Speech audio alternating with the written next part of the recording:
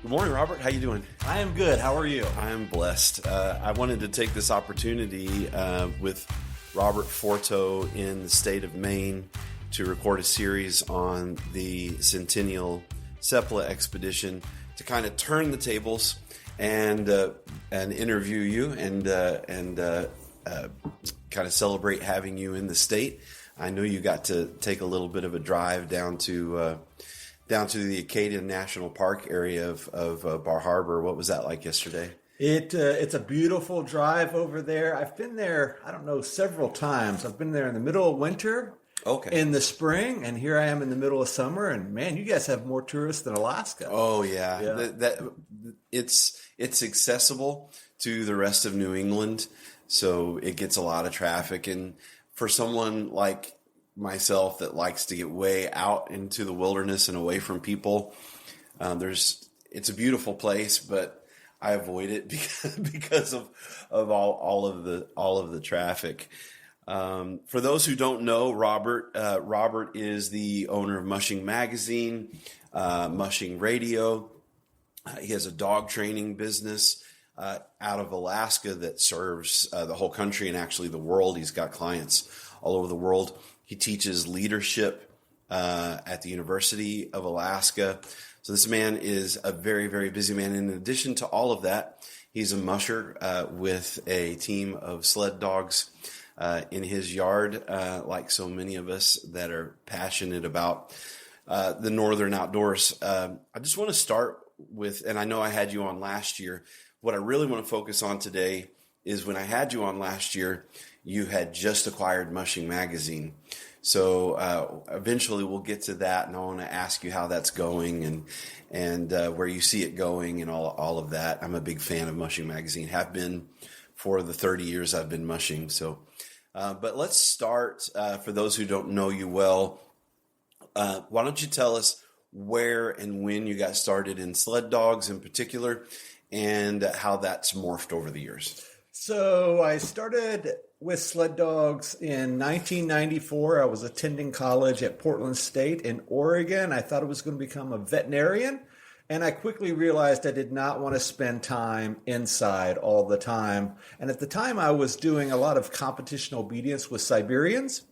And I was at a show with They're not the easiest dogs to do. They are not. They are not the easiest. And I was a young man in my early 20s, and I was competing against the, quote, little old ladies in the competition obedience ring. And I literally was laughed out of the ring, if you know what I mean. So I met a lady there, and she had Siberians as well. And she said, "Hey, have you ever thought about sled dogs?" And I said, I don't know much about it. Obviously, I just knew about Siberians. But she lived in Georgia, and being the young man I was, I jumped in the car from Oregon and drove down to Georgia, and she hooked me up to this old, I think it's called a Seiko cart, kind of the thing you sit down in and kind of like a chariot, I guess it is. And we took off through the mountains there, the Smoky Mountains, and man, I was hooked.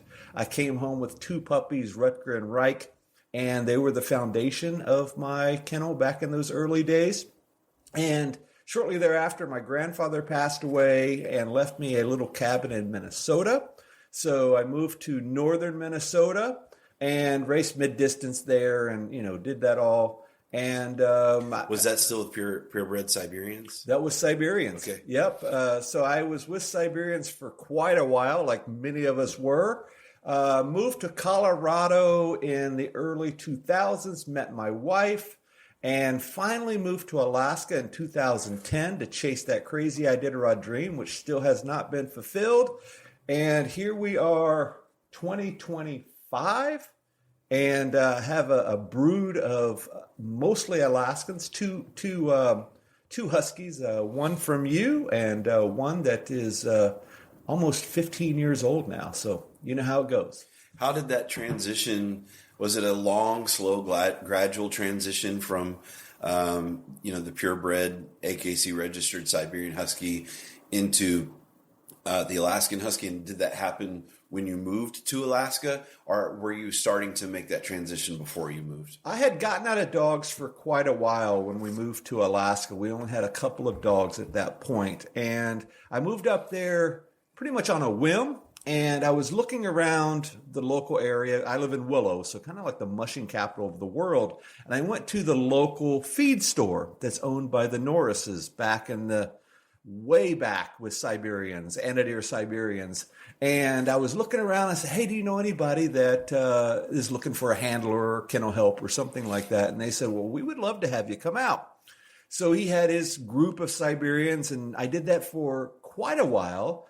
And I said, you know what, I'd really like to work with you. And he says, man, we're sprint mushers. We do Rondi and all of that sort of stuff. Probably not up your alley.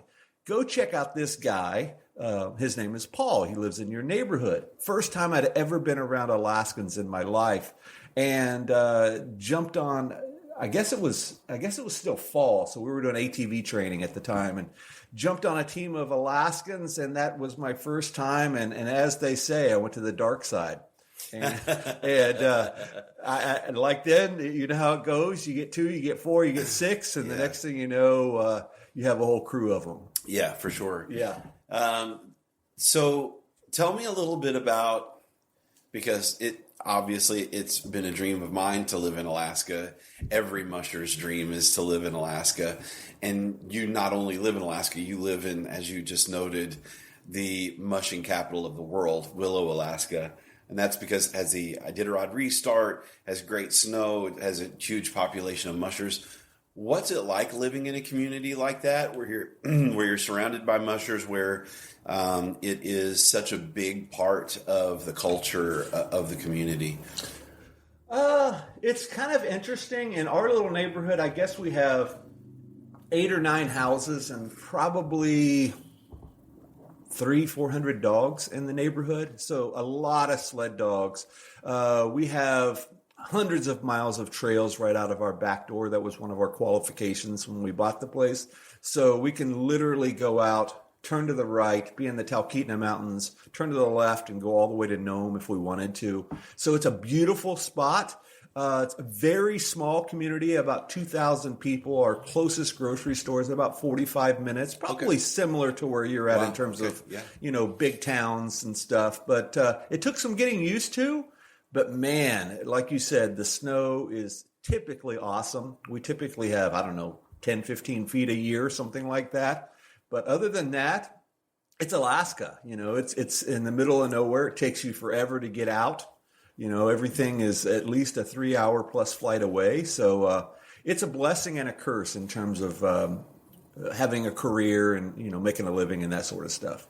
I think the positives would be having, so many neighbors that are into mushing. That it is more of an accepted part of the culture there than, say, in a town where you're the only musher. But what about the sense of community within the mushers? Is there a strong cohesion within the mushing community there? Or is everyone kind of their own, independent, autonomous? As you know, mushers are an independent lot, and everybody has an opinion about everything, good, bad, or indifferent. But I have found that there is a little bit of division between the distance and the sprint guys, just by obvious reasons. That's like being a marathoner versus a track and field guy. But other than that, we come together at community events and that sort of thing. Everybody knows everybody when we do that sort of thing. And when you get there, you're only talking dogs. So it doesn't matter if you have Siberians or Alaskans or Samoyeds or sprint dogs or tour business or Iditarod or whatever. So I think the community is pretty cool.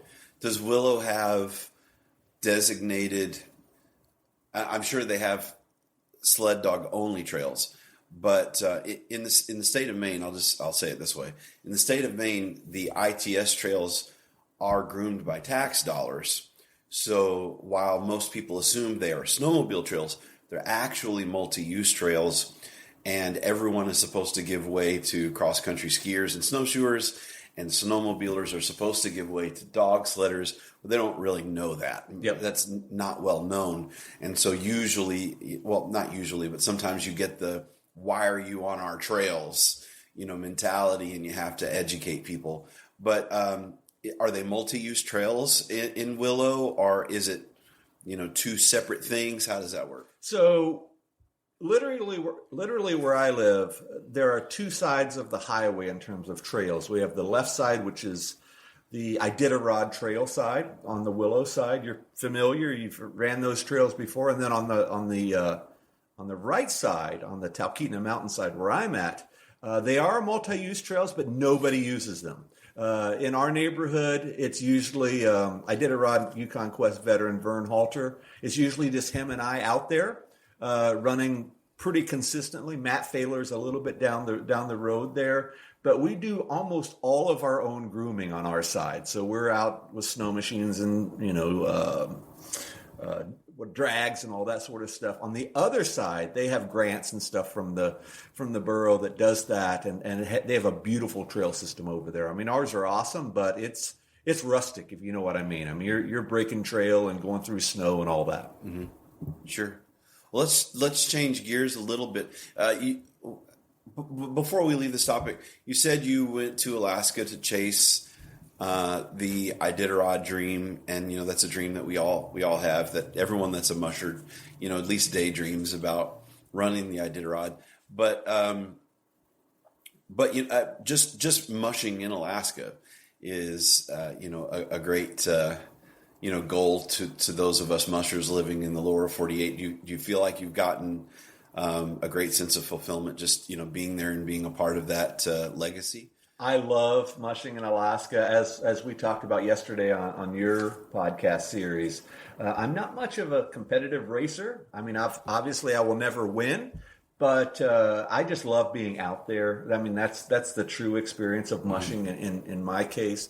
But yeah, I mean, it's awesome. One day I'll do Iditarod. I don't know.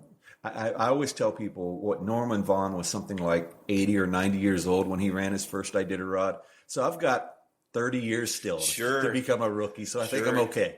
Yeah, I tell myself the same things, but then I think about these stricter and stricter in checkpoint, and I know this split the Yukon Quest, and it's really morphed the Bear Grease race. These requirements to spend more and more time in the checkpoints kind of eliminates the. It's become much more competitive. It's become much more all the way across the board in distance racing. It's become more of a stage sprint between checkpoints rather than create the pace of your dog. The Iditarod has done a better job at preserving that than other distance races, but for the most part, you're sprinting from checkpoint to checkpoint, and it's who has the fastest. That's the Bear Grease is going that way heavy. The Yukon Quest is split over that. That's my understanding of that. Is that your understanding of what one of the major splits in the Yukon Quest was over? The main reason for the Yukon Quest split was COVID. You could not get over the border during that. I guess it went all the way to 2022, so it was very difficult to do that. So they had to figure out what they were going to do, and of course, as you know, politics are everything, and as well as in mushing, and that had a lot to do with it as well. They're doing a good job now with both sides doing their own thing. The Yukon Quest Alaska is doing a 550 race, and the Yukon Quest, the Canadian side, I believe, is just doing a 400-mile race. They hope to one day bring it together. We'll see. I mean, that's a big loss for the long distance mushing community, of course. I mean, it's it was the second and longest distance race in North America, the Iditarod, and of course the Quest. But I don't know what's going to happen with that. Okay.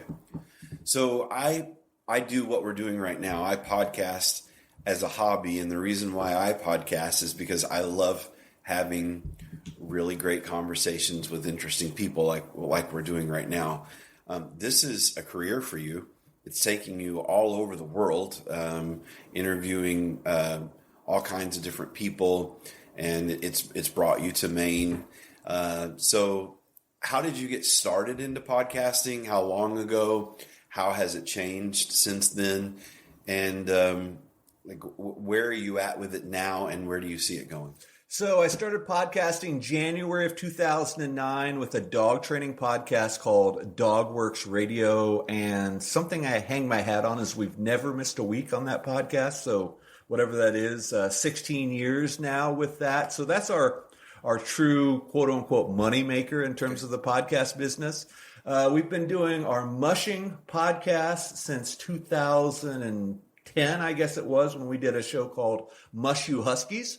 And we did a little bit of Iditarod reporting and that sort of stuff. That's where I really started taking it on the road. I attend every year a big conference called Podcast Movement. I spoke on their stage a couple of times about podcasting and that sort of stuff. In terms of evolution, a lot of it's going to video now. So video is king, because obviously YouTube is the largest search engine, because they are also owned by Google. So I think that's a way of where it's going. I'm not big into video podcasting. Number one, we don't have the best internet in Alaska. Number two, you can't do it in your PJs. So you got to get dressed up for the camera. So I like to be able just to flick on the mic like we did here this morning and let it roll. Video is a whole nother animal, as you know. But podcasting has opened a lot of doors for us. We've had, I don't know how many opportunities in doing that. I've traveled all over the place doing it. I mean, we came up here just to do your series, so I really enjoy it. It's remarkable that the podcast, your podcasting has grown so much that it can take you traveling. And, that's really cool. Well, it's all about the ad revenue, as they say. If you don't have the ad revenue, you're typically just doing it as a hobby, and there's obviously nothing wrong with that at all. I mean, that's what 99% of people are doing. So it takes a lot to really invest in it and say, yep, I'm going to do this. But like any small business, we talked about this yesterday, you got to be able to take that risk. And if you're not willing to take the risk, you're probably not going to reap the rewards, whatever that means to you. Sure. And you started covering, and of course your mushing podcast is how you and I came to connect. I'd been listening to your mushing podcast for years before you heard about my first expedition, and we did a podcast about it. But so I've been a fan of your podcast for a long time, and you cover a lot of the races. You interview a lot of the big names in the mushing community, and I've always really found that interesting. And since you annually cover the Iditarod, this will probably be the biggest draw of this podcast. Iditarod just announced some really big news yesterday, and just wanted your maybe you can tell the listeners what that big news was, and then share your perspective on it. So for many years, the Iditarod, as you mentioned, Jonathan, has been almost a sprint race from checkpoint to checkpoint. It's getting faster, much more corporate. Sponsorship obviously is a huge deal. It's an expensive race to put on because it's in the middle of Alaska, in the middle of winter. But they've always struggled to find the quote unquote everyman to be able to run that race. And the news they announced yesterday was not necessarily that. It was almost the opposite. It was the opposite. It was a very wealthy Elon Musk type. Yes, a very wealthy individual put up a bunch of money to run Iditarod, and they are starting what they're calling an expedition class, which they've talked about for many years, kind of a pro class and kind of like a pro-am type thing. So we'll see where that goes.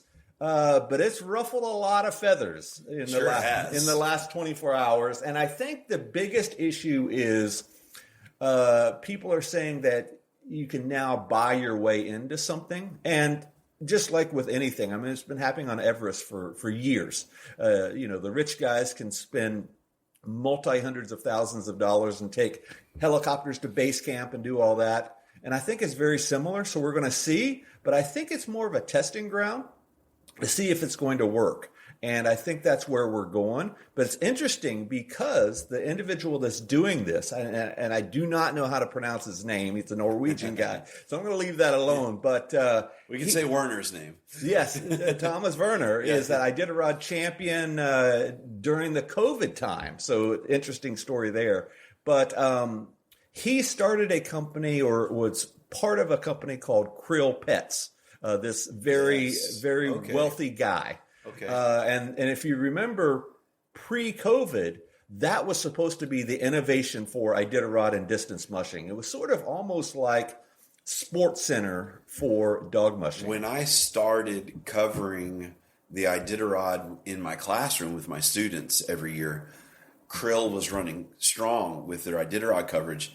It was amazing. Every day I got to give a very professionally produced recap of the previous day to bring my students up to speed every single day. Yep. It was beautiful. Yep. And then it just disappeared. So, Yep. so you're saying that was Thomas Werner involved in that, or was this billionaire? The businessman. Okay. He was. I don't know if he was. I don't want to misquote, but I know he was involved somehow. I don't know if he's an investor or a founder or something. Okay. It was to bring krill, so kind of like whale food, if you will, into pet dog food. So adding this additive to, you know, kind of spice things up for pet dog food. And they started this whole campaign with mushing. And like you said, they did amazing work. They were doing the Finmark, and they were doing the bear grease, and they were doing the Iditarod, and they had this whole studio. I remember with Dallas Seavey. Brought Dallas on With this fancy you looked like you were watching a Sports Center. a syndicated news station or something. Yeah. So I think that's where he got his money, and I think he was involved since then. So it's not this guy just fell out of the blue and wrote a check yesterday. This has been something he's probably been working on for a while. And you've kind of seen the writing on the wall for a while that something like this was going to happen.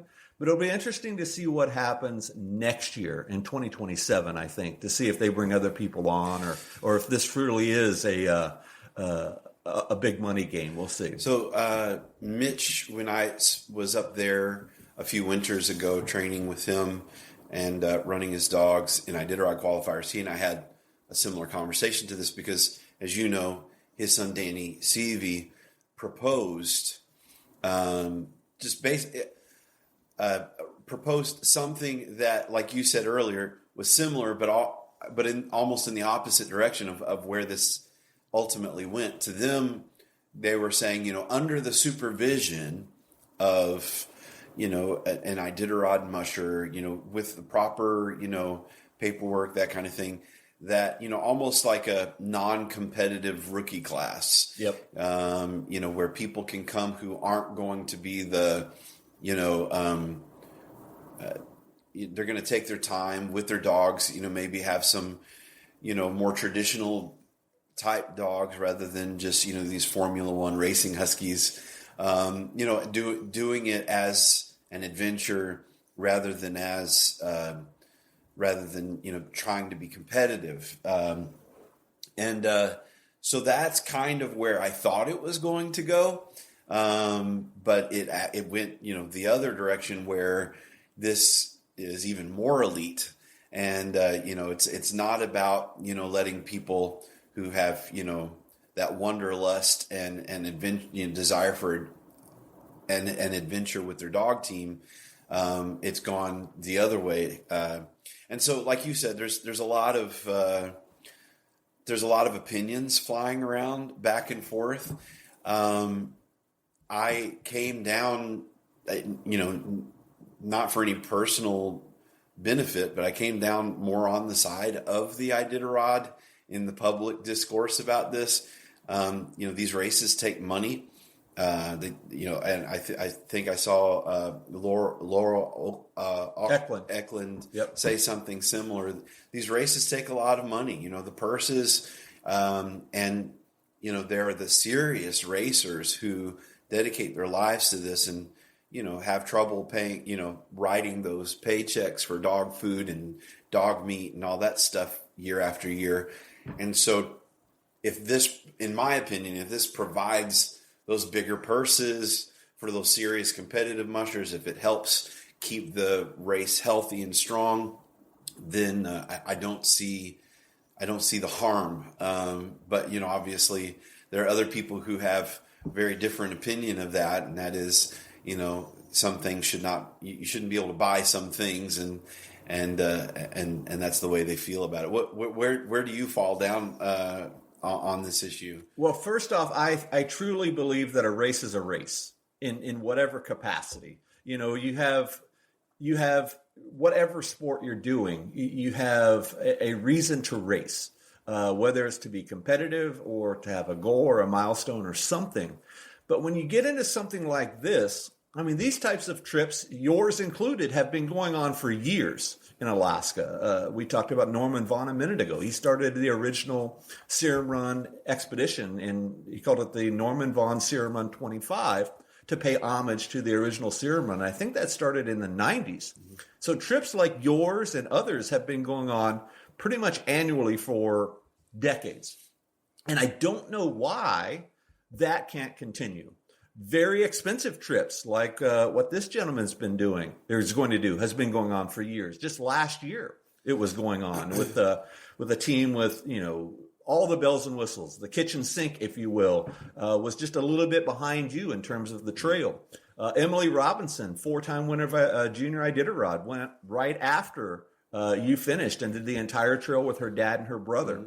So I don't know why they need the quote-unquote support from Iditarod when they could just do it on their own. I mean, they're doing it on their own anyway, with the handlers and the vet support, as they said. Isn't that the point, though? I don't think so much they need the Iditarod support. I think the Iditarod is getting support. I think Iditarod is getting checks that, and we can poo-poo that, but it takes money to run these races, right? And so if a billionaire is going to run this expedition anyway, but he can run it somehow in conjunction with the Iditarod, and in return give the Iditarod a lot of money to help cover. You see what I'm saying? I don't disagree with the money for the race. I think that's a great thing. I just wonder why he needs, not they, meaning Iditarod, why this guy needs that. If he can do his expedition on his own. I mean, he could literally leave, like the Robinsons did, the day of the race, right, and have all of that infrastructure set, that the marked trail and the checkpoints open and all that. So I don't know. I don't really have an opinion on whether it's a good thing or a bad thing for both sides. I mean, it's excellent in terms of money, but that money will be spent this year. So what will be the long term of that? The purse will be gone in March. The logistics and expenses for that will be over. Yeah. So will there be a lasting effect from it, or will this be a one and done? Is kind of my thought on it. Yeah. Sure. So on the opposite side of that coin, what do you feel? And it's been a couple of years, so I haven't really read it, but the proposal that Danny Seavey made, which was kind of the opposite side of the same coin, create more of an adventure, non-competitive class for the Iditarod. And that's kind of the direction we thought this was going to go in. It would definitely broaden the field, would bring a lot more competitors out, and they wouldn't have to be billionaires to do it. How do you feel about? I think that's a great idea. There's a race up in Alaska called the Iron Dog. It's a snow machine race that goes from, I don't know if it starts in Big Lake or Willow. It goes from Big Lake or Willow all the way to Nome and then all the way back. So a multi-hundred, almost a couple of 1,000-mile race by snow machine. And they have that. They have a pro class that are just rocking and rolling 100 and some miles an hour. And then they have, I don't know what they call it, but think of like an expedition class or a trail class.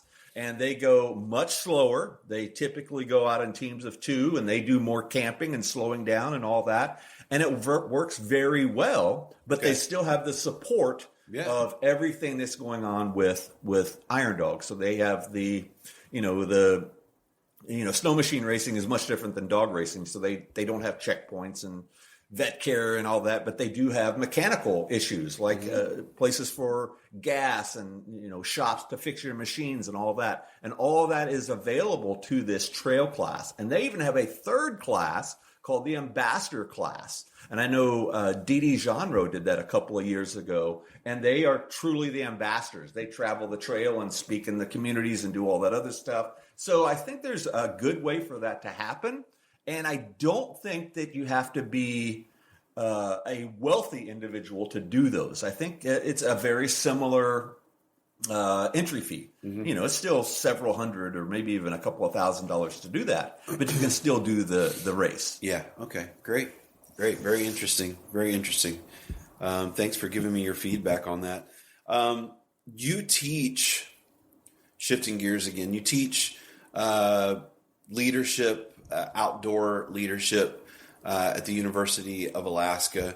Tell me a little bit about that program, how long you've been doing it, what the goals of it are, and what kind of results you've seen from the program. So I teach at two universities, University of Alaska and Alaska Pacific University, two different courses. The course at UAA is more of a recreational type course. It's a 2-weekend course where people come out to our place. We put them on a dog sled. We're doing the whole deal. Think about a tour, but they are in control. So they're running their own teams. They're picking teams. All of that is a great experience from those. But there's not a lot of takeaway except for mushing. Our other course at APU was developed based on leadership. So we teach a lot of leadership skills that you can transfer into your real life. So we talk about how does a dog team relate to, your job or your company or whatever. What is the lead dog in the position of a dog team related to, your team at wherever, at your law firm or something like that. So we really do a lot of leadership teaching, and that is a 2-credit, 2-month course. So they get a lot of time on the trail. And I think it's one of the coolest things that we've ever done. In my understanding, we are the only dog mushing course that is offered on the college level for college credit anywhere in the country. There are some rec programs, but that's a pretty cool deal. We had a student at APU, I guess it was year before last. He was going to school in Montana, Minnesota, or somewhere, and he came up to me and said, "Robert, I transferred to APU because I heard about your dog mushing course." And he was an outdoor student and still follows me on Instagram and all of that. So it's a cool course for sure. That's super cool. Yeah. And, tell me about some of your previous students and where they are and what they're doing now. One of the coolest things is, like I said, on Instagram, we have a lot of our students follow us, and we've been teaching this, I don't know, since 2017, I guess it was 2017, 2018. And one of the coolest things is we'll post updates, the typical musher updates, and our students will come on, they'll say, "Hey, that's Frosty, or that's Bodie, or that's, whoever." So they remember the dogs all those years later. And I think that is so cool because we've truly changed their lives. Yeah. They've become a part of our little family. They follow updates, and, when we post the birthday updates, they'll "Happy birthday, Bodie," or one of them passes away and they'll give a little story about, "Oh, I remember Apollo and, what he did or how he helped me on the trail," or whatever. And that's truly, I think, the lasting impact, is to be able to share that lifestyle with people that obviously would never be a part of it, and then have something for them to hold on to for literally forever. Yeah, for sure. That's great. That's really exciting. I've often thought that an outdoor skills course we have a tech center that our regional schools send their kids to for welding and carpentry and plumbing and heating. And I've thought, and I've actually discussed this past year with the district, saying, how great would it be to have an outdoor skills course where you talk about trapping, canoeing, dog sledding, all of these things, building fires, bushcraft, all of that. It would be really neat. And I think that's something that I saw when I was traveling through the villages in Alaska by dog team. Several of the public schools had someone at the school that just taught trapping and outdoor skills. And I thought that was amazing. Mm-hmm. And, we were talking about nature deficit disorder in your podcast, in my podcast with you.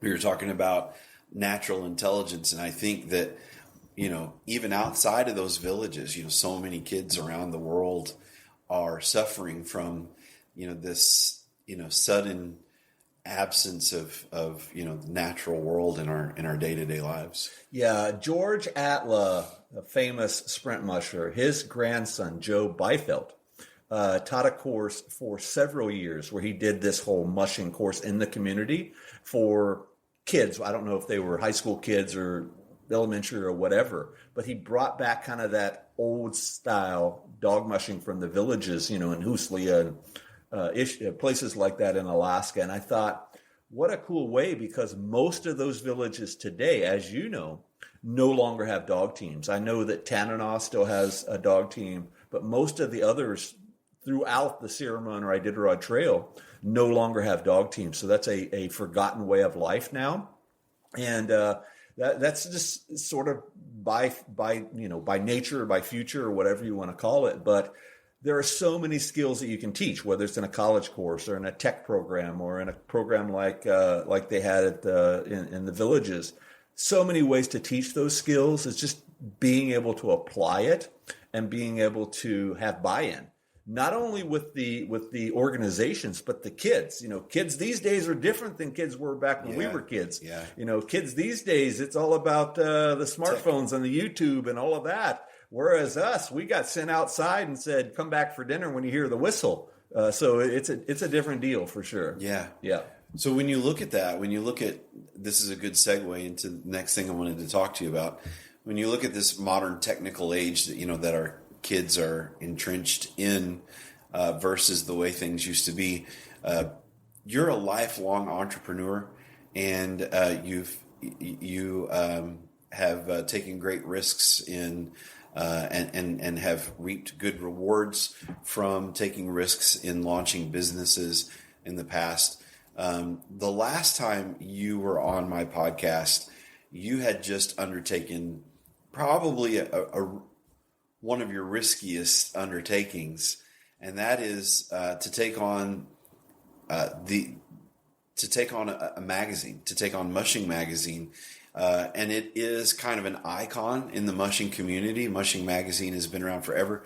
No one, even the worst critics on social media, of which there's always plenty, no one wants to see Mushing Magazine disappear. Everyone wants to see it stick around. But we are in we're in an age where we're leaving print more and more and more and going to tech more and more and more. And, newspapers are folding left and right. Magazines are folding left and right. And you, in that climate, decided to take on Mushing Magazine. So tell me about the decision to do that. And with a year in retrospect, how that's going. This is a hell of a story, Jonathan. I was literally 30 or 40 miles from here driving down the road with our mutual friend, Jeremy Grant. I was visiting him. We were working with his service dog, Timber, and we were driving down the road in his truck near Ellsworth, Maine. You're very familiar. And it was about 8 o'clock in the morning. We were chasing down lighthouses. He's a photographer. And I got a message on Facebook from Nils Hahn. He is the previous owner of Mushing Magazine. And he says in the message, "Are you at all interested in buying Mushing Magazine?" And I looked over to Jeremy and I said, "I just got a heck of an opportunity. What do you think?" And being at 8 a.m. Maine time, 4 a.m. Alaska time, I texted him back and said, "Let's do it. Let's make it happen." I did not contact my wife. She was still asleep. You are a brave soul. Yes, You're a brave soul. So I did not contact my wife. I just said, "Let's do it. Let's make it happen. I'll give you a call back when I get back home. Monday or Tuesday or whatever."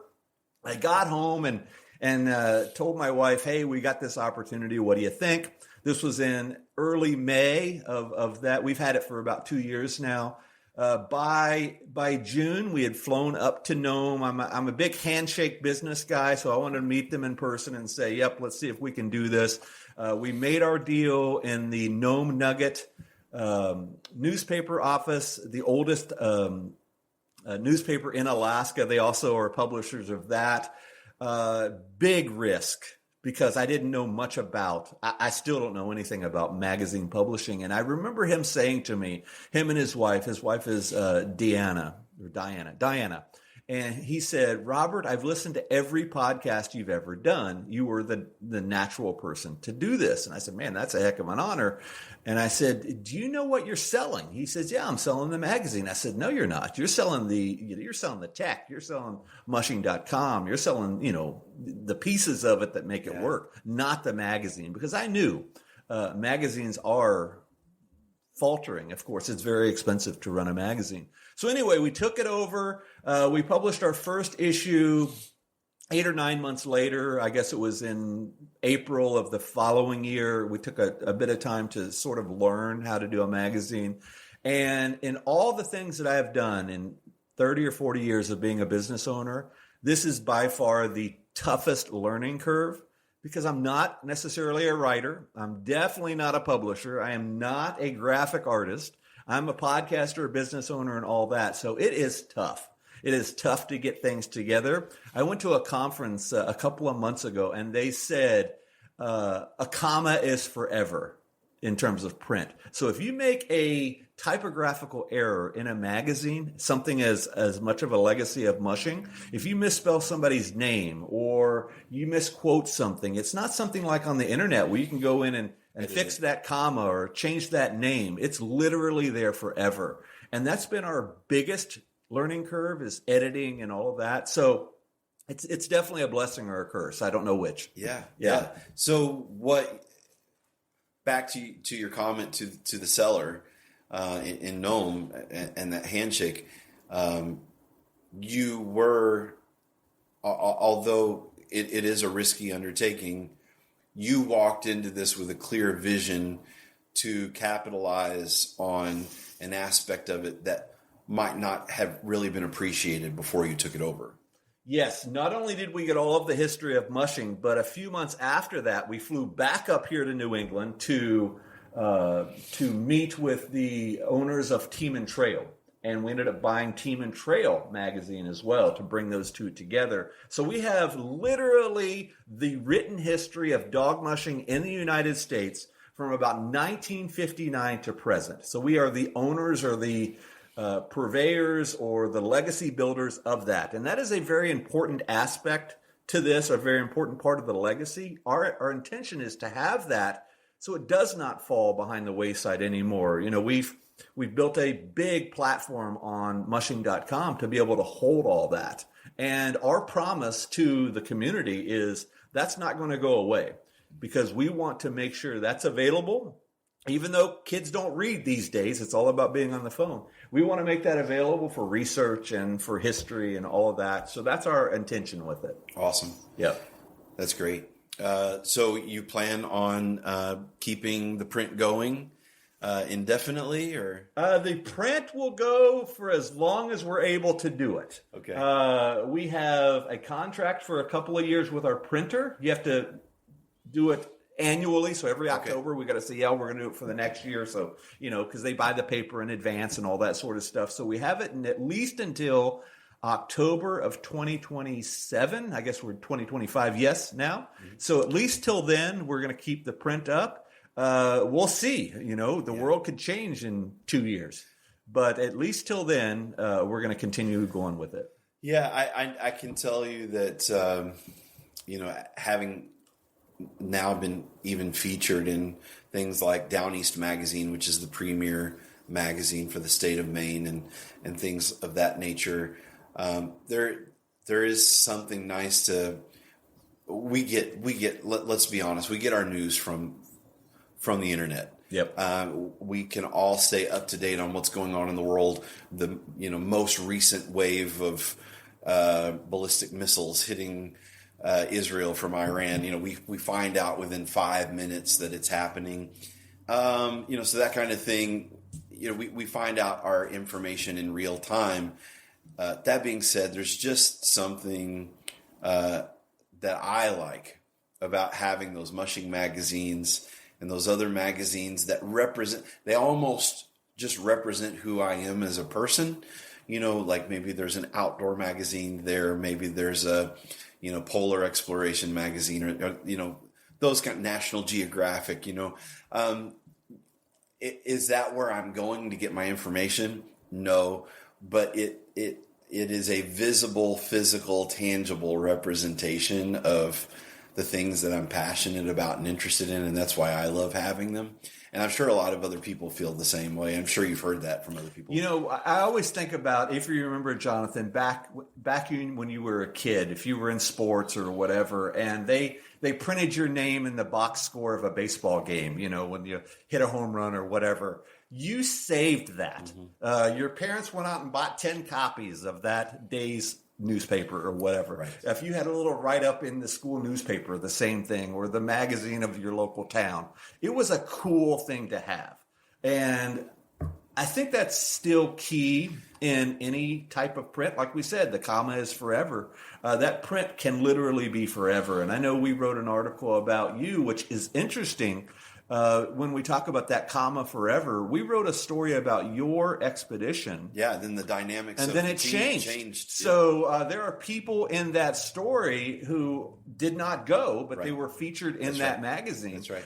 But if you look back on it, you can, maybe not you, but the readers can say, man, I remember when they were doing this. I remember when these guys were thinking about this. Right. And the pictures of them and, you know, sort of the timeline and their trials and tribulations of whatever that is, whether it's a race or an expedition or, like we said, just a little bit of a blurb of you being in the news. Having that to hold on to is cool because you can share that with your grandkids 30 years from now. Right. I think that's awesome. That's when the legacy part of it comes in. Yep. Yeah, that's definitely. So being a visionary like you are and, you know, taking on these big projects, what's next? Like, what is Robert excited about right now? What is Robert looking forward to? What's getting you up in the morning? In terms of the magazine or in general? In general, just everything that you've got your fingers in, all the cakes you have your fingers in. Oh, my goodness. What's really exciting you and getting you up in the morning? Well, I just finished my doctorate degree in November. That was a huge 10-year ordeal to do that. I now have all this time on my hands. I don't know what I'm going to do with all of my time. There's a lot of things we have our fingers dabbling in terms of mushing and all that with the magazine and, you know, so on and so forth. So I don't know what's next on that. But man, I'm in my mid-50s. The kids have moved out. Still a lot of opportunities out there. I'm not dead yet, even though it almost happened a couple of weeks ago. But just keep going, you know, keep meeting people, keep doing some traveling, keeping the spark alive. I think that's what's important. Yeah, for sure. So we're going to wrap up, but I want to say thank you for being on my podcast. I'm looking forward to the series that you're going to be publishing on the expedition that we completed back in January. But before we wrap up, where can people find you? Where can people follow you? And you know, what's the best way for them to keep their finger on the pulse of what you're doing? I'm on every social media at Robert Forto, Forto, everything from the Blue Sky to the Twitter to the TikTok, all of those. Mushing.com is where you can find us for anything mushing related, and just look me up and you will find good, bad, and indifferent stories about us and what we're doing. Awesome. Well, I want to encourage everyone that's listening to definitely check out Mushing Magazine. Check out if you're not subscribing to his podcast for mushing or any of the other podcasts. If you have a dog and you just like learning training techniques, follow that. And I'm going to get all those links and put those into our show notes. Robert, thank you so much for taking the time with me today. My pleasure, Jonathan. Good to sit here with you and chew the fat. Yes, sir. Safe travels. Thank you. All right. Goodbye.